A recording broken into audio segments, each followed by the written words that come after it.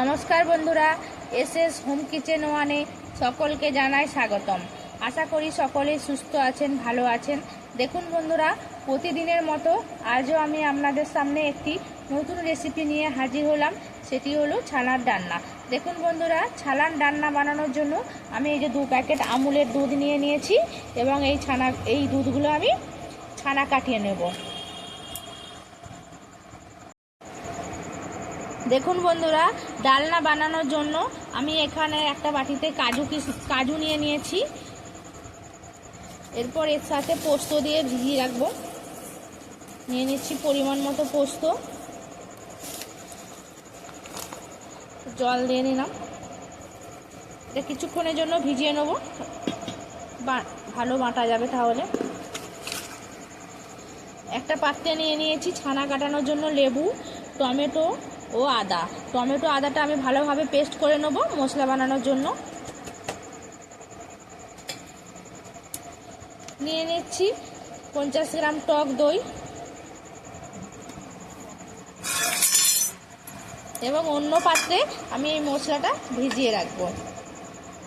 দেখুন, অল্প পরিমাণ জল দিয়ে দিচ্ছি। নিয়ে নিচ্ছি 1 চামচ হলুদের গুঁড়ো,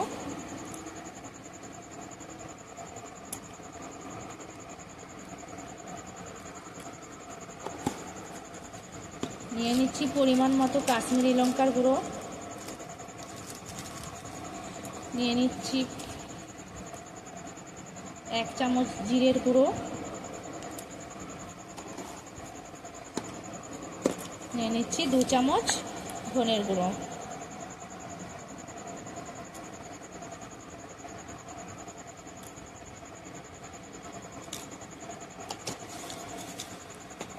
এখানে নিয়ে নিয়েছি গোটা গরম মশলা, আমি ফোড়নও দেব। এবং কোপ্তাটা আমি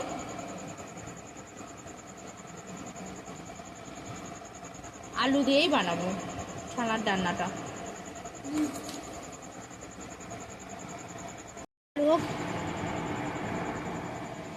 দেখুন, প্রথমে আমি ছানাটা ভালোভাবে বানিয়ে নেব। তার জন্য দুধটা আমি ভালোভাবে ফুটিয়ে নিচ্ছি।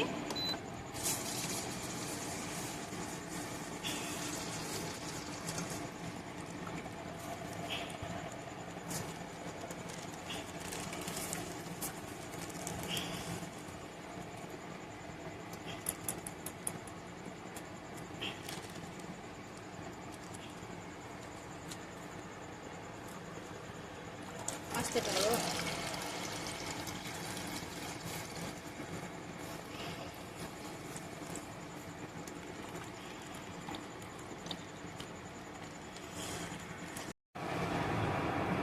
দেখুন বন্ধুরা, দুধটা আমি খুব ভালোভাবে ফুটিয়ে নিয়েছি। এরপর এর মধ্যে লেবুর রসটা দিয়ে দেব। ভালো করে দে।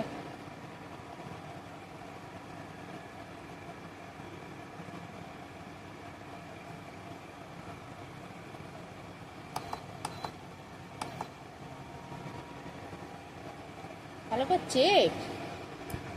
শক্ত হয়ে গেছে লেবুগুলো। দেখ, আমি দিচ্ছি শক্ত হয়েছে, না পারলে শক্তই মনে হয়।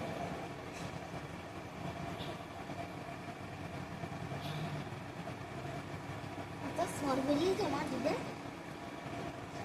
সর হবে না বাবা, ছানা হয়ে যাবে তো।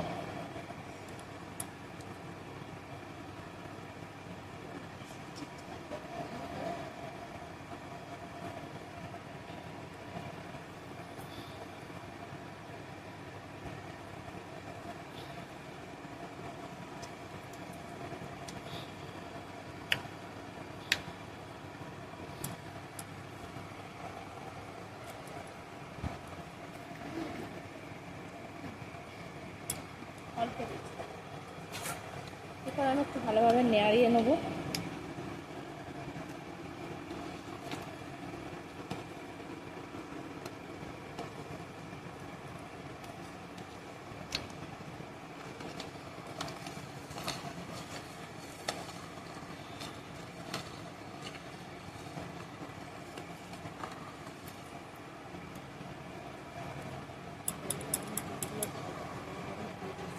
এরপর আমি ওভেনটা বন্ধ করে দিচ্ছি। একটু পরে ছানাটা আমি ছেঁকে নেব।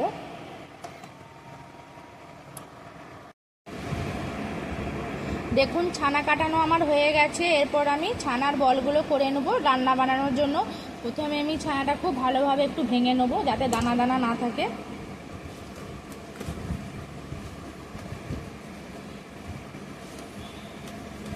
খুব মিহি করে ভেঙে নিচ্ছি।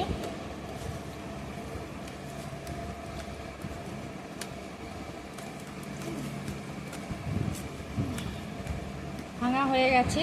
এরপর আমি এর মধ্যে নিয়ে নিচ্ছি পরিমাণ মতো লবণ,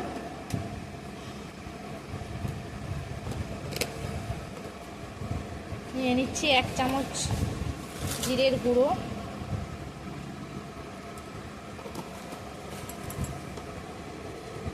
নিয়ে নিচ্ছি লাল লঙ্কার গুঁড়ো এবং সবশেষে নেব গোলমরিচের গুঁড়ো।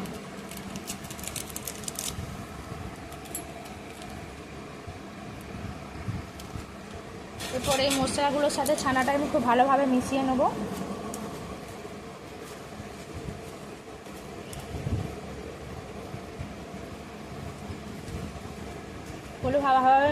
খুব ভালোভাবে মিশিয়ে নিলাম। এরপর আমি খুব ভালোভাবে মেখে ডালনার জন্য বলগুলো তৈরি করে নেব। দেখুন ছানাটা আমার খুব ভালোভাবে মাখা হয়ে গেছে। এরপর আমি ডালনা বানানোর জন্য বলগুলো করে নেব। প্রথমে আমি নিয়ে নিচ্ছি হাতের মধ্যে ঘি। আপনারা চাইলে সরষের তেলও নিতে পারেন। আমি এখানে ঘি নিচ্ছি। ঘি নিলে সেন্টটা একটু ভালো হবে, ঘিয়ের সেন্ট ছাড়বে, ওই জন্য ঘিটা নিলাম আমি।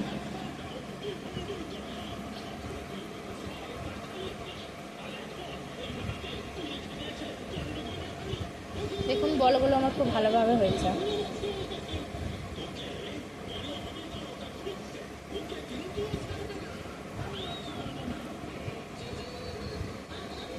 এরপর আমি এক এক করে ছানার বলগুলো তৈরি করে নেব।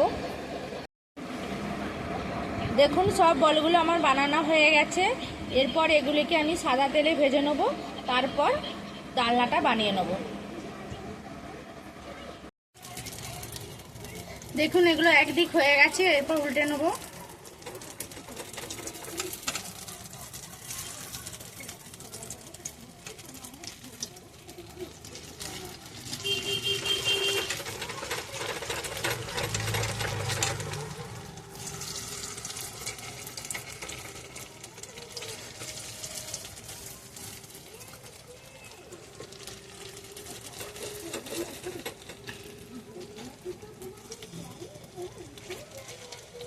এরপর উল্টে পাল্টে আমি সব বলগুলো ভেজে নেব। দেখুন ছানার বলগুলো আমি সব ভেজে নিয়েছি। এরপর এগুলি ডালনা বানিয়ে নেব। ডালনা বানানোর জন্য প্রথমে আমি কড়াইয়ে তেল নিয়ে নিয়েছি। সাদা তেল ছিল, এরপর আমি একটু সরষের তেল নিয়ে নিচ্ছি।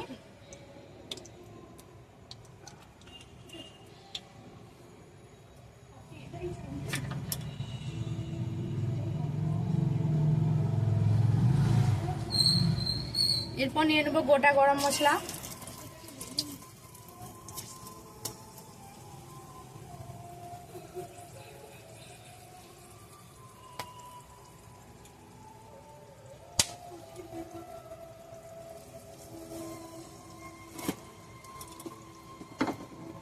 এরপর নিয়েছি আদা টমেটো পেস্টটা,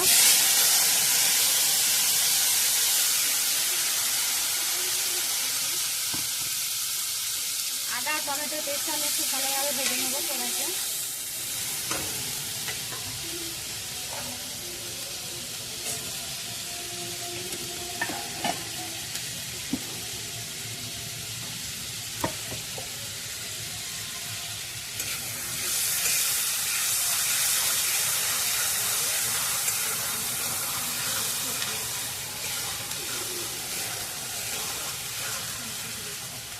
আদা টমেটোটা আমার ভালোভাবে ভাজা হয়ে গেছে। এরপর নিয়ে নিচ্ছি ভিজিয়ে রাখা গুঁড়ো মশলা,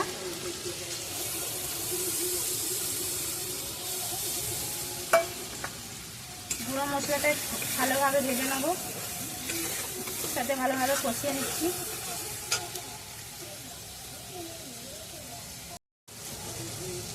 মশলাটা আমার ভালোভাবে কষানো হয়ে গেছে। এরপর এর মধ্যে দিয়ে দেবো কাজু ও পোস্ত বাটাটা।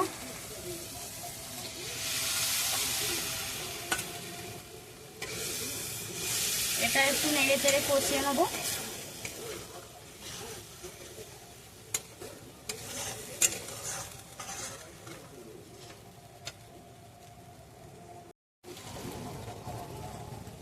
কাজু পোস্ত বাটা আমার কষানো হয়ে গেছে, দেখুন তেল ছেড়ে এসেছে। এরপর আমি নিয়ে নেব ফেটানো টক দই।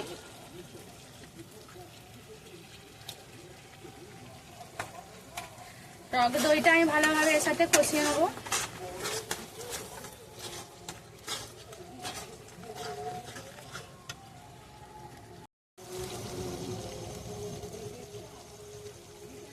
দেখুন পুরো মশলাটা আমার ভালোভাবে কষানো হয়ে গেছে এবং ভালোভাবে তেল ছেড়ে এসেছে। এরপর আমি নিয়ে নেব সেদ্ধ করে আলুগুলি আমি ভেজে নিয়েছিলাম, সেই ভাজা আলু।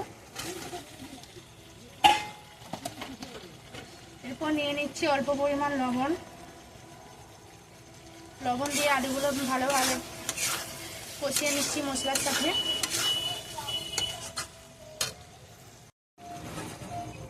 আলুগুলো আমার ভালোভাবে কষানো হয়ে গেছে। এরপর আমি এর মধ্যে জল দিয়ে নেব, অল্প পরিমাণ জল দিয়ে নিচ্ছি।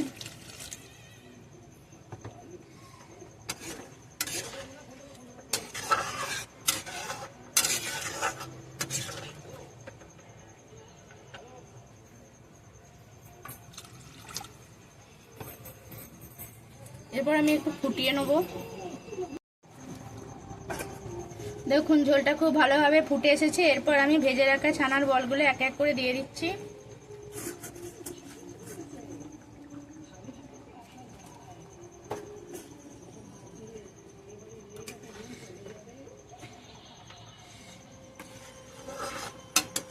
দিয়ে দিয়েছি।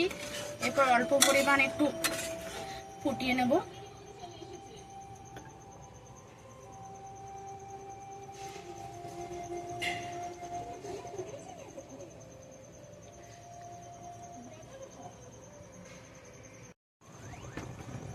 দেখুন ঝোলটা আমি একটু ফুটিয়ে নিয়েছি। এরপর আমি সামান্য পরিমাণ ঘি দিয়ে নেব।